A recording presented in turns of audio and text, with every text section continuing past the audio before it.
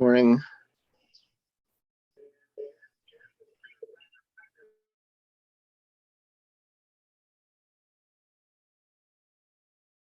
Good morning. I see Patricia Berger. I don't know if we've met before. Welcome. I just want to unmute and let me know if you can hear me.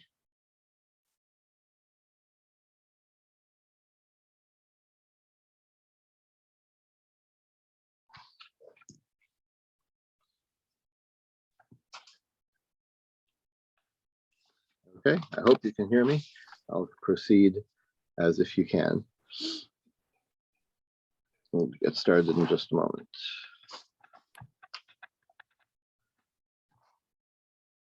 Okay, so we're on 11a in Moed Katan, the Mishnah about 10 lines from the top. And we'll finish the parak and begin the new one.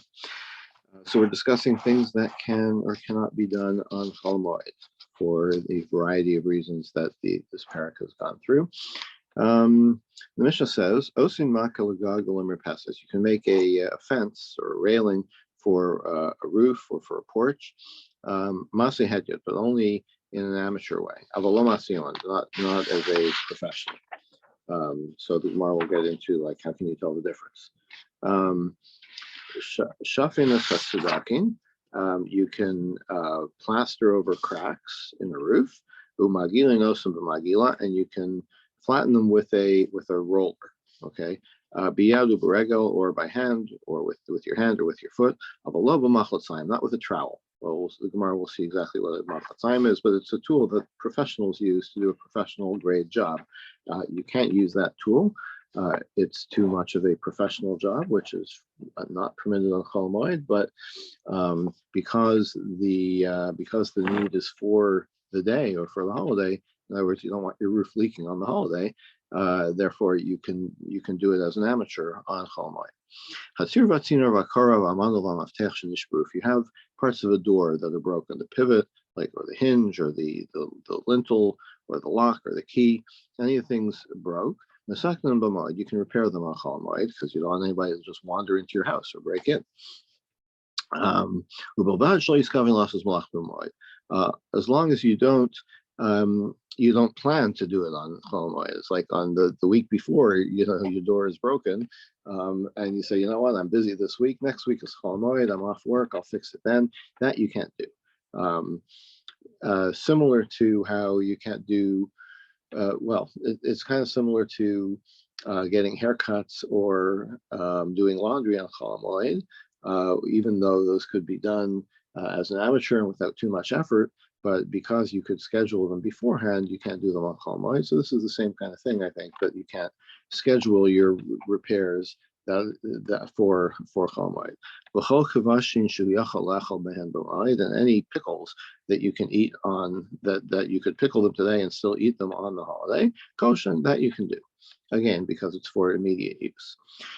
So the Gemara says, what does it mean to do it as to fix or to build a railing or for a roof or a porch as an amateur?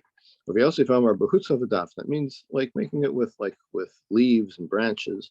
So it's not like made as you would usually make it as with proper material, but it's kind of temporary. But Masnisatana and the Brisa they taught, what does it mean where you do it as an amateur? It means you can build a rock wall, but you can't use plaster to fix it in place. Presumably that's something that you would do afterwards, after the holiday. So the Mishnah had said you can smooth the plaster over and you can use a roller, but not a trowel. So if you can already use a roller, be out of Baregum and bias. So why does Mishnah continue to say, or you could use your hand and foot? Obviously, if you can use a rudimentary tool, you can certainly do it with your hand or your foot without a tool at all. So why does Mishnah specify that? This is what it means. Doesn't mean that you can use a roller. It means you can use your hand and foot. You can do it without a tool, so that it comes out as if you had done it with a low-grade tool like a roller. It's not saying that you could use a roller. it's saying you can do it by hand or by foot, as if it were a used with a roller, but love machlin, but you can't use the tool for it, which would be a trowel.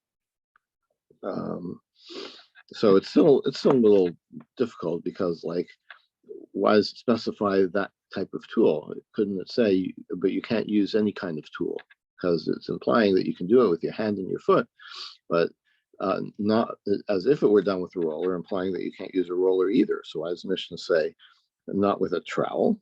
So that's a little difficult. You could explain it in a different way. You could say that maybe you could use that the Mishnah is saying you could use your hand and foot as if it were done with a roller, but you can't use a trowel. But that's also difficult. So it's a little not quite clear. All these parts of the door, if they broke, you can fix them on Chol Moed. That's the Mishnah. Raminus, the Gemara asks, Ad Yamav Hayafat Yishmak Yerushalayim. So it's discussing Rabbi Yochanan Kohen Gadol, who was disturbed by the fact that people would be doing repairs with hammers or whatever on Chol Moed, and it was noisy, right? It was like you walk in the streets of Jerusalem on Chol Moed, and you hear people banging with their hammers and working. So he made a rule that you can't do that, can't use hammers. Ad Yamavin Mikaveh Lechlo. So it sounds like that he forbade that. So how come the Mishnah is saying you can do it? So Lokasha, no problem. Kan bin pache, kan bin agari. There's two different kinds of hammers. If you're talking about a blacksmith who's using a hammer against an anvil, that makes a loud noise. It's metal on metal, whatever. It's very loud. But a carpenter who's doing smaller projects, not quite as noisy. Then that's allowed. So Chisda says, Yom Kol Rabba Asir Kol Zutra Shari. What? So you're going to make a distinction between loud sounds and quiet and not so loud sounds? Like, how do you even make that distinction? How are you going to enforce that or define that?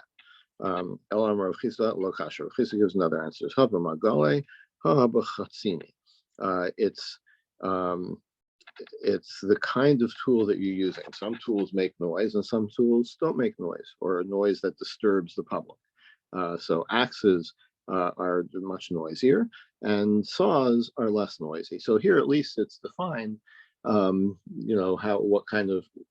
you define what kind of tool you can use, and generally those tools make a lower degree of noise, then that solves that problem. Rav Papa has a different answer. Kan kodem zera, kan lachar zera. Yeah, Yochanan Kohen Gadol made this rule. The Mishnah was written before this rule was made, so the Mishnah allows these noises. Yochanan Kohen Gadol came along later and said, you know what, no more noise in the streets. So no leaf blowers. No leaf blowers. That would be good. Yes, I wish we could make that rule every day, not just Chol Moed. Rashi says, Harab Yehuda, Harab Yosef. It's interesting though. Like, I noticed that you get used to leaf blowers to some degree on weekdays, and I noticed this especially, in the summer and working at home, spending a lot of time outside if the weather is nice. And on weekdays, it's we hate it, but you get used to it. But when somebody uses a leaf blower on a weekend, that's the worst. That's the worst. Worse than that is there's been so much brick masonry work. Every few years the buildings have to have the outside inspected. Oh yeah, and that's the work. And especially when they're close to your apartment, they actually cut through the brick. This went on for like 9 months. It's terrible. Yeah. We were trying to eat in the sukkah. I think I remember. The sukkah was on a weekday, and we're eating in the HIR sukkah, and they're building a building across the way. Right. And it was disturbed. It's like Rabbi Yochanan. It was disturbing my enjoyment of the holiday. Yeah. Rabbi Yehuda, Rabbi Yossi. Ravashi says the difference between the Mishnah and Rabbi Yochanan is the two different opinions. Rabbi Yitzchak said, "Man tana shini b'moed b'davar ha'aved delok Rabbi Yossi." Who is the opinion that you have to do something with a shinoi, in a different way than usual. When you're doing something on Chol Moed that's only permitted because of a monetary loss, you have to do it differently. Delo Rabbi Yossi. It's does not follow the opinion of Rabbi Yossi. So, in other words, since this work is being done because they need to make a living, or no, sorry, not because they need to make a living, because we're tracing this back to the Mishnah, which is the work is being done because you need to fix your door, and that's davar ha'aved, because somebody could rob you if you don't have a door. So it's Rabbi Yossi says that you can do it in a normal way, and there's another opinion that you have to do it with a difference. So our Mishnah is like Rabbi Yossi.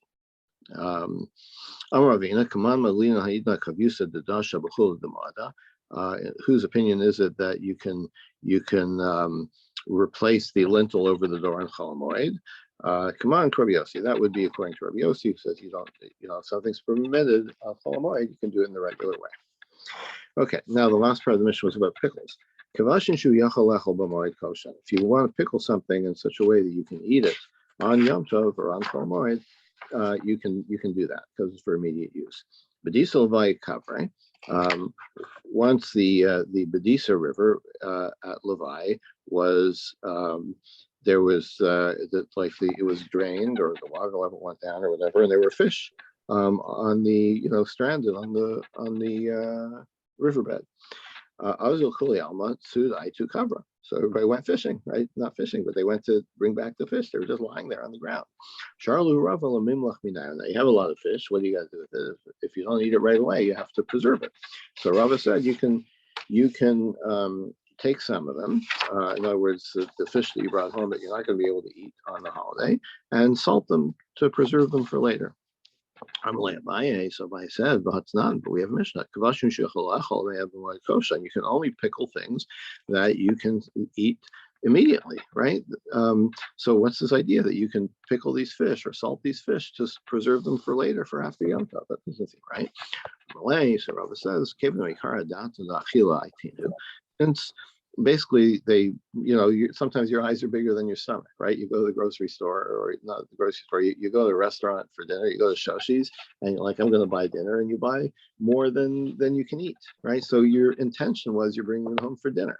But it turns out that you brought too much. So now what do you do with it? So now it becomes a davar ha'aved, right? Now it's like, I've got this fish, it's going to rot. I can't eat it all this week.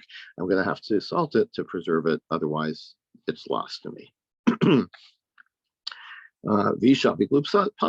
If you don't, of course, in this case, they're going to be lost. They're going to rot. I know, but it was your fault to begin with, because you shouldn't have bought so much. Right. So Rav was clearly, it seems to me, he doesn't penalize you for doing that. He could. You could see the rabbi saying, "Tough break, buddy. Don't buy so much stuff." In other cases, they say, "Well, you got yourself in this situation, so deal with it." So it seems like Rava is kind of bending over backwards to let people eat this free fish. I agree with you. It's a little, does seem quite lenient, but it's also very attractive. It's like, okay, let's find a way. It reminds me a little bit of, Rabbi Yochanan ben Zakkai, when I can't remember the issue, but they were, I think it was blowing shofar on Shabbos or something in Yavna, and they were arguing with him, and he says, you know what, like, we have to decide right now. Let's go ahead and blow the shofar, and then tomorrow we'll figure out if it was right. And then tomorrow came, and he said, you know what, we already did it. We set a precedent. Let's stick with the precedent. So it's like, there's sometimes when the rabbis, or certain rabbis, kind of manipulate the system, maybe you would say, or interpret the system in such a way that seems more practical, compassionate, lenient. That's a leniency. Right? Some say Sharle Raval Meitzad Mezil Aitue Mimlach. Some say that Rava actually said in the first place, go and take as much fish as you want, bring them home and salt them. And then, so Amarle Abaye, so then Abaye said to him, Banan Kashina, Kavashin Shehu Yachol Lacho Mehan Kosh and Tanan. Does the mission say you can only take as much as you can eat? Amarle, Haniname Misachle Agav Itza. You know what you can do is, like, let's say you have fish for lunch, and then later you're hungry again, and you're like, well, I already salted this fish and I put them away. Apparently, like, salting them makes them inedible immediately, but then I guess that you rinse them, you desalt them somehow, you soak them. I don't know what the procedure was exactly, but Rava is saying is, you know what, if you wanted later on today, you still wanted to eat these fish, but you already salted them, you can press them and kind of squeeze the salt out somehow or something, so you could still eat them today. So the fact that you brought them home and salted them does not 100% indicate that you're preserving them for after the holiday. You could still eat them on the holiday, so don't worry about it. Same thing. I mean, he's still bending over backwards to permit this, but in this case, he's permitting it a priori. He's telling people, go out and take as much fish as you want. Maybe you'll end up eating them today, even if you salt them. Rava Ikla Leve Reish Galusa. Rava came to the place of the Reish Galusa, the X-Larch. Avdile Shitin Itziv Achal. They took like, maybe he was a surprise guest and all they had was preserved fish, so it was too salty, so they pressed it 60 times and then he could eat it. Rav Ikla Leve Rav Shapir. Rav came to visit Rav Shapir. Aitu Lakamayu Hahu Kavra, and they brought a fish. Tilta bishula, tilta milcha, the tilta tavia. It was a kind of a turducken thing, where a third of the fish had been boiled or poached, a third had been salted, and a third had been broiled. If it had been salted, I guess we're implying that even though it's salted, they could have pressed it so that the salty part wouldn't be so salty and would be edible. Amar Rav said, Amarli Adat Saida, this Ada the fisherman told me, Kavra Samach Lamisrache Male. The best fish is when it's about to go bad. Okay, I don't agree with that, but that's what Ada the fisherman said. Amar Rav, Amarli Adat Saida, the same Ada the fisherman told me, Kavra Tavia Bachua. Best way to eat fish is to broil it literally with its brother. So he means, apparently this is like an adage where the brother is salt, like it's a companion to the fish. Asuke bavua, and then you put it in its father, which is water. The fish's father is the analogy to the water for the fish. So you boil it, or maybe soak it. Mechlek bivrei, and then you eat it with its son. What's the son? Is the broth that you've boiled it in. And ishte ale avua, and then drink with it its father, which is water. Okay, that's the way to eat fish.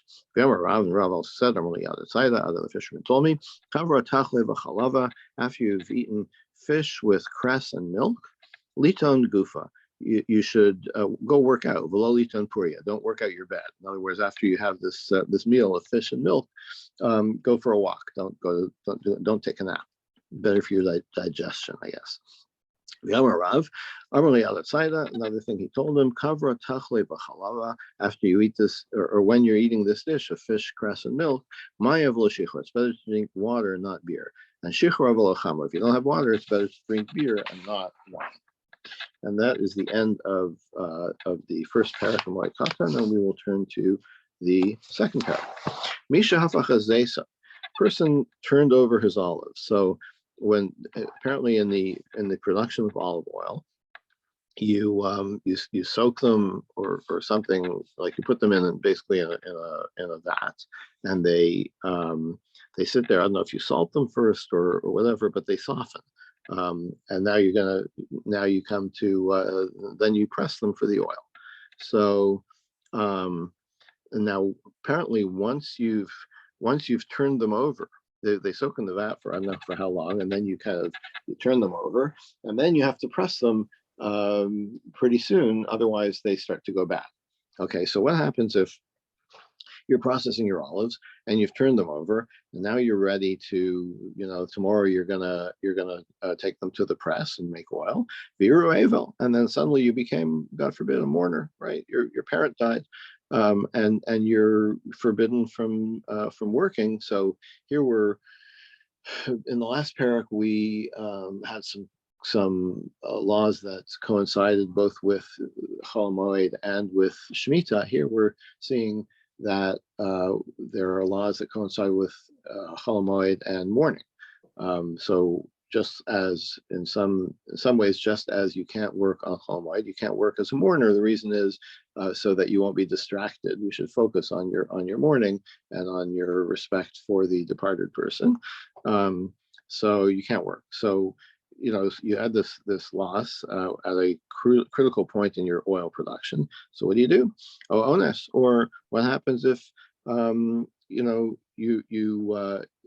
you turned over your olives 2 days before Yantiv, and then the next day you were going to Erev Yantiv, you were going to press them into oil, and then for whatever reason you were prevented from doing so. Maybe you had an injury, maybe some kind of emergency came up, and you couldn't process the olives on the day before Yantiv. So now, if you don't do it on Chol Moed, you're going to lose. It'll be another week until you can do it, and then they'll have rotted already. So you'll lose them. Oshay too, Pauline, or another situation would be, you hired workers to come Erev Yantiv, and they never showed up. So what are you going to do? You're going to wait a week. You have to do it on Chol Moed. So Toin Korah Rishona, you can go ahead and do that on Chol Moed. Sorry, not on Yantiv, on Chol Moed. So you can do the first pressing of the oil. So as you probably know, as any good foodie would know, that you want to use extra virgin olive oil, or I can't remember anymore the difference between virgin olive oil and extra virgin, but it's the first pressing that produces the best quality, right? So that you can do on Chol Moed, but you can't do the second pressing because there isn't so much profit in that. You get less oil, it's not as good quality, so we're not going to let you do the whole process, but we are going to let you do the first pressing because that's where the real value is on Chol Moed. And then you leave the rest of it until you leave the second pressing till after the holiday. If it's rotten, it's rotten. If you can still use it, fine. That's what Rabbi Yehuda says.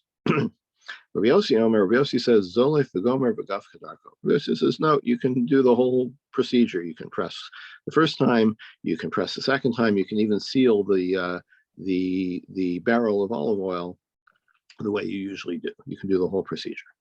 So the Gemara says, Pasach be'evel, v'siyim b'moed. So you may have noticed that that the first instance in the Mishnah was if any of these things happened to you, like you became a mourner, and then and then the end, we're talking about all of a sudden you introduce, like, you wait until after the holiday. It doesn't say you wait until after your mourning period is over, right? It just kind of seems to use these terms interchangeably.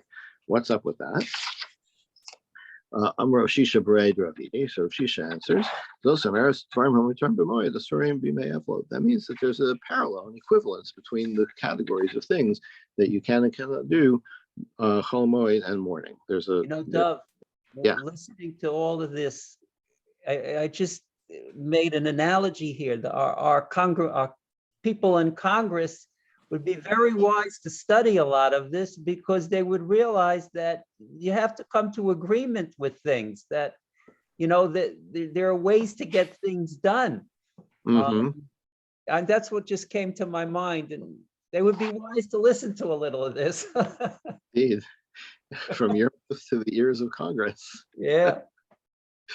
Okay.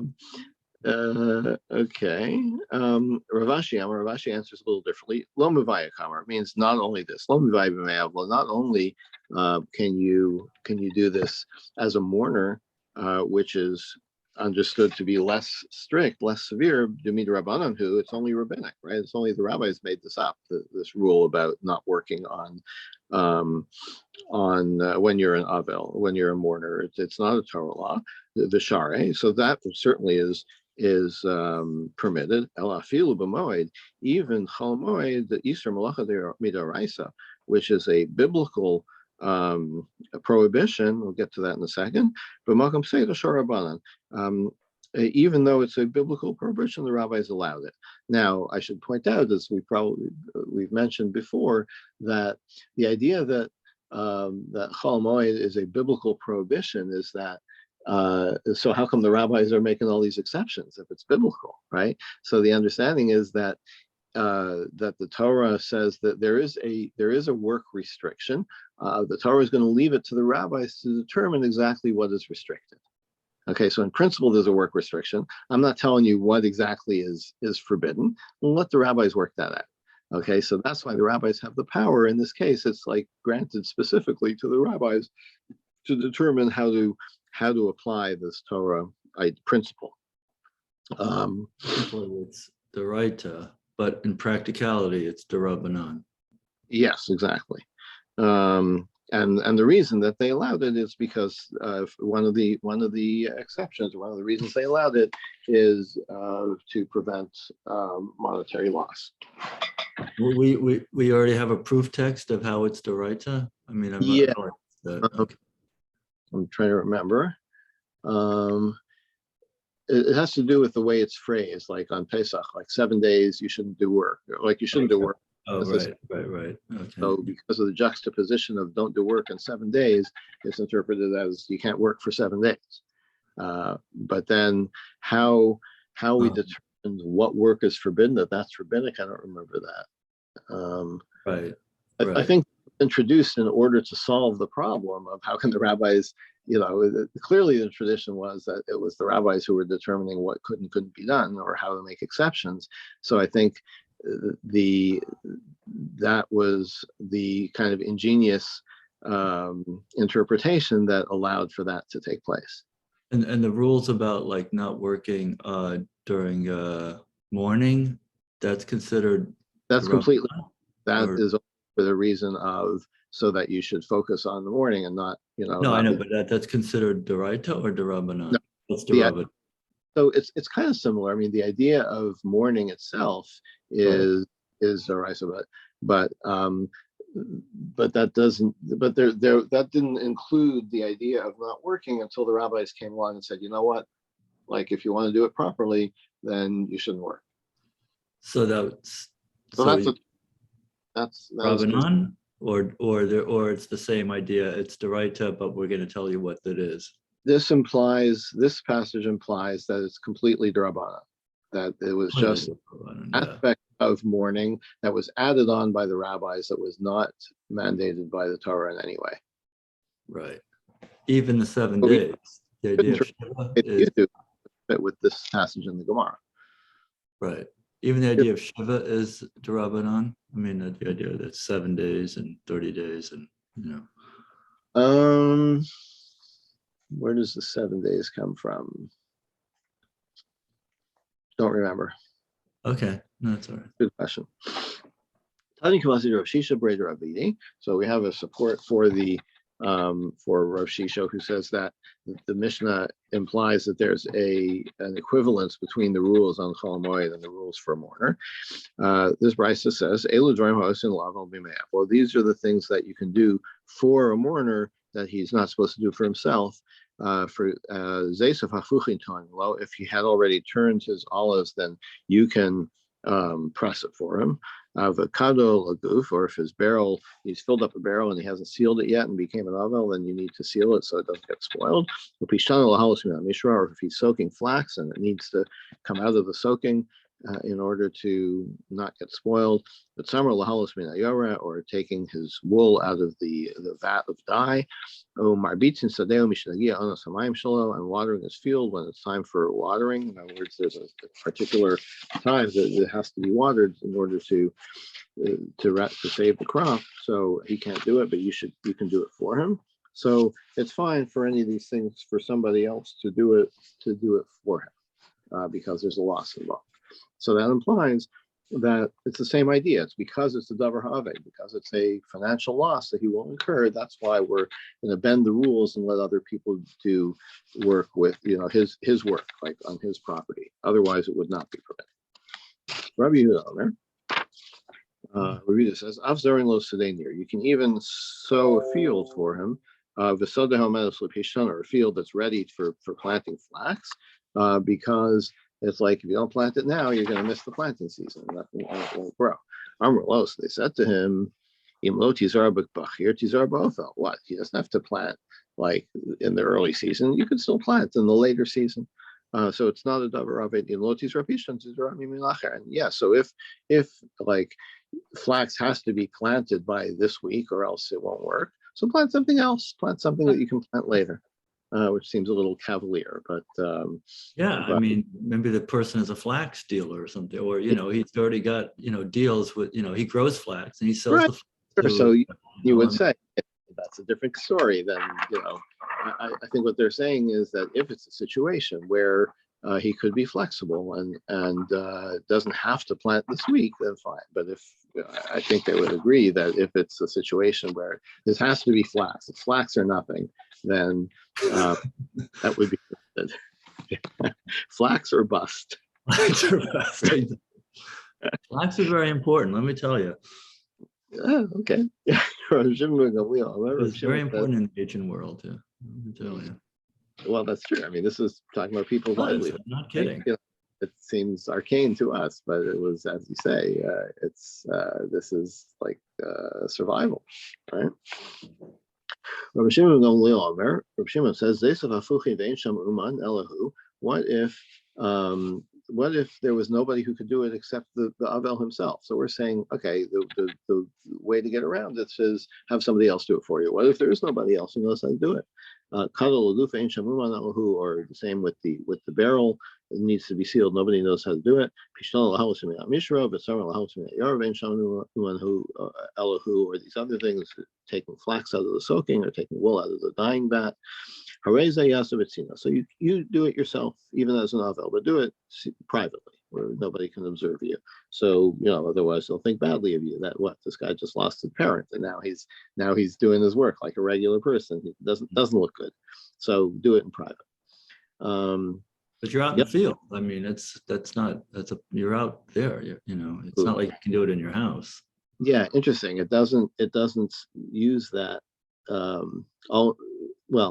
Like all of these things. Well, they're semi-public, I guess, some of them, but maybe do it at night or I don't know. Like do it. Try to do it in a way where people won't be able to observe you.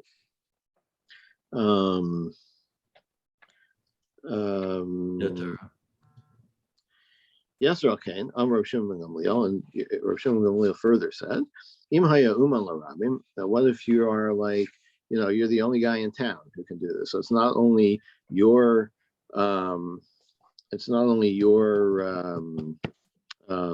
olives, like you're the guy who runs the mill. You're the only guy who can do it for the whole town, right? Everybody's livelihood depends on you. Of the Sapo Bal Larabim, or you're the only barber in town, or the only bathhouse operator in town. And now it's switching to talk about the Chol Moed. I guess this whole piece must have been about Chol Moed. I've been saying as a mourner, but I take that back. We're talking about Chol Moed. So it comes to it's Chol Moed, then you're the only guy in town who can do this stuff, and people need you. So then Hareza Yasa. Then if you're doing it for the public good, so that's another valid exception, and you can do it on Chol Moed. If you have sharecroppers or field workers that are on salary or tenant farmers, other people should do it for them. I mean, this is their living.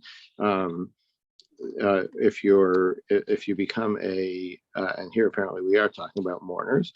If you become a mourner, you can hire somebody else to do it for you, because otherwise, you're gonna take a loss.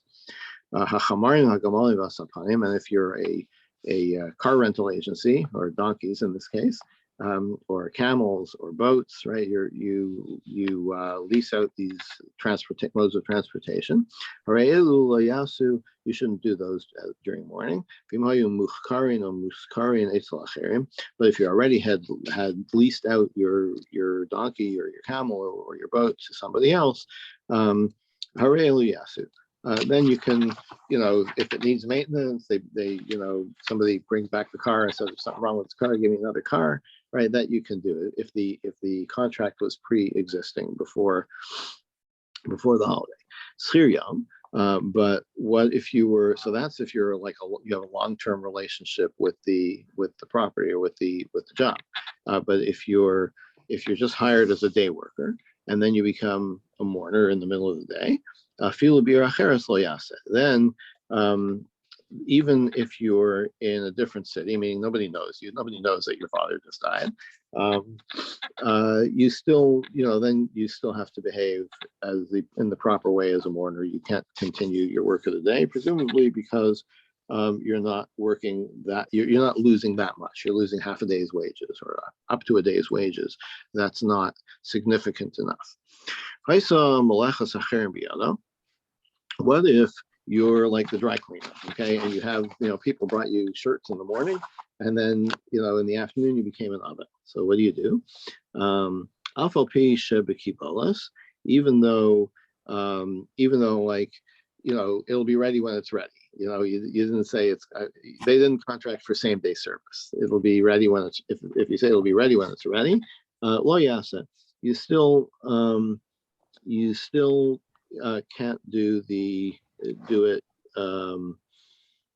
during your morning. So the Gemara says, wait a minute, alpha pisha v'kibolas, v'lo mibaya she'eno kibolas. You're looking at it the wrong way. It's like, if there's no time limit, then if there's no deadline, then certainly you can let it go, right? Because like, what would be the excuse for finishing it this week, right? When you never said you would finish it this week.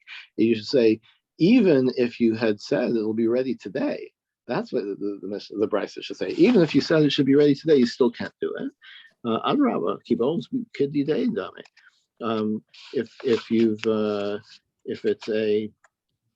it's a piecework thing and there's no time limit, then that would be pretty much like your own. Like, nobody's really depending on you. So you have to rewrite the Brisa. Bain kibolos, bain shem kibolos. Whether it's piecework or whether you promised it today, lo yasa, you still shouldn't do it. What if you're the mourner and you had dropped off your shirts at the dry cleaners? Beveso lo yasu. So if it's in your home, if you brought somebody in to do the work, right, then they shouldn't be working in your house when you're in Avel. But if you took out the work and to their house or to their store, then they can do it, even though you're in Avel. It's like that. Your Avelus doesn't apply to your things being done by somebody else outside your home. Marion Berei de Ravin, Umar Berei de Ravacha, Berei de Rava, Havalahu Hahugamo. These two people, Marion and Mar, they had a yoke of oxen. In other words, there was a pair of oxen, each owned one, and they worked together. Isra Be Milsa B'mar Berei de Ravacha Berei de Rava. One of them had a problem. He became an Avel, right? Upaske Legamle. And so he, took his ox home, right? My ox shouldn't be working when I'm an Avel. But this affects his partner, right? Now his partner has only one ox, so apparently you need the two oxes to do the work. Ravashi says, Gava Rabba Kamar Berei de Ravacha. What a great person like Mar did this. So I understand, he is unconcerned about his own loss. That's his privilege. But he's affecting somebody else. His partner is going to be without work. We have a brisa. This is similar to the case of if you had your animal or your whatever is already hired out to somebody else. In other words, you already had a deal that this ox was going to work, and then you shouldn't withdraw, right? Because you're not. So more answers. The reason you did that was, I'm a somebody. I'm like, people are looking to me for an example, so I have to be more particular about these laws. Now, it doesn't really answer the question. Like, to me, it's like, yeah, so you're an important person, you should emphasize the part where you can't affect somebody else's livelihood, right, by being too strict. But that was his thinking, but the Gemara is still expressing astonishment that he would do this, even though he had that reason, maybe for the reason that I'm saying, is that, yeah, people are looking to you, what's the right thing to do? I remember when I was a kid, the rabbi of our shul, his father passed away on Yontif. It was a 2-day Yontif, and he passed away on Yontif, or maybe it was like right before or whatever. And the one of the ins and outs of the rules of the second day of Yom Tov in the diaspora is that you suspend it for burying the dead, right? And so he made a point, and even though, like, there are all kinds of reasons that we put off funerals, especially in the modern day of refrigeration. There's no worry about decomposing of the body. So, if family wants to come for the funeral from overseas or whatever, you put it off for various reasons. But the rabbi felt that, this was a way to publicize the essential nature of the law of the second day of Yom Tov, that you suspend that second day of Yom Tov for the purpose of burying burying somebody. And so they did it in such a way, with non-Jewish drivers, and they didn't have a whole crowd come to the cemetery, but they did it on the second day of Yom Tov. That actually made a very strong impression on me. It actually worked, because otherwise I probably wouldn't know that rule, that you can bury the dead on the second day of Yom Tov. So, that's something to bear in mind when you're trying to set an example. Is like, be sure that you're setting all aspects of the correct procedure, the correct law. Yeah, but here, in this case, you have two people, right? So one of them says, I'm taking my ox because I'm a Adam Chashuv, right?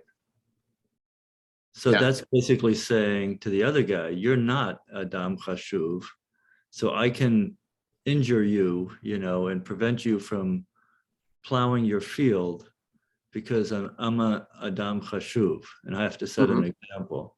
Mm-hmm. Whereas if the shoe on the other foot, I would expect you not to remove your ox because you're not an Adam Chashuv, right? So there's no reason for you to do that. I mean, that just smacks of like, elitism, right? Exactly. I mean, you're making a point, but you're doing so by injuring, in the process. In your story, nobody got hurt. I assume that, the family, he wasn't preventing the other family members from traveling to get there. Maybe if he were, then I think then he maybe, were doing the wrong thing. You mentioned that, I have no idea. But they all, I mean, I don't know if he had siblings or not, but the whole family lived in the neighborhood. Right. Okay. So he wasn't injuring anybody or putting anybody out, In this case, I don't know.